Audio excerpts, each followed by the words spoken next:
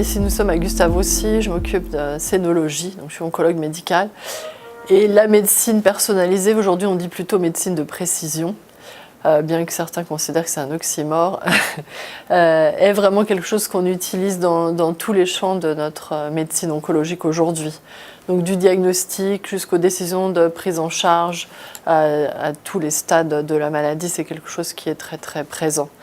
Et donc la médecine de précision, c'est une intégration des meilleures données disponibles en temps réel pour une personne donnée, enfin des données d'histoire médicale, etc., mais aussi des choix de la personne, des données cliniques de l'examen, mais surtout beaucoup des données d'image et des données de la biologie du cancer de la personne, puisqu'on parle de cancérologie, ou parfois d'une lésion bénigne.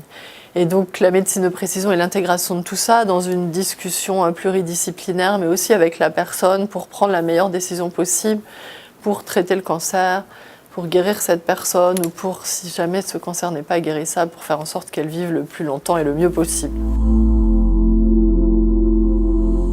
Donc aujourd'hui, il y a des bénéfices probablement très grands de la médecine de précision, mais le champ est très large. Donc pour une personne donnée, les bénéfices vont être un petit peu variables. Et donc on va prendre que l'exemple du cancer du sein et essayer d'expliquer en quoi ça peut avoir un impact important. Si on prend une situation très précoce, une femme qui a une anomalie du sein, une lésion ACR4 ou ACR5, pour laquelle on veut faire un diagnostic, cette médecine de précision, elle va intégrer de l'imagerie de précision, donc on va choisir selon la densité des seins, selon l'histoire de la personne, etc., les bonnes images, à savoir une mammographie standard, de la tomosynthèse, une angiomammographie ou une IRM éventuellement, qui sont une sorte de médecine de précision diagnostique, et on va choisir la meilleure façon de faire un diagnostic. Donc ensemble, on décide en multidisciplinarité, est-ce qu'il faut faire une macrobiopsie pour ces microcalcifications, une biopsie sous échographie, une cytologie complémentaire, on va évaluer toute la situation pour, nous on fait dans un cadre de diagnostic en un jour, à la fin de la journée avoir le maximum d'informations pour une personne donnée et dire dans votre cas, la meilleure solution va être soit un traitement conservateur simple, soit une mastectomie avec une reconstruction immédiate, etc. Soit un traitement médical premier parce que votre tumeur est comme ça, etc. Donc on intègre des données pronostiques de biologie, des données diagnostiques de biologie, de l'imagerie un petit peu complexe et de l'imagerie interventionnelle, très important.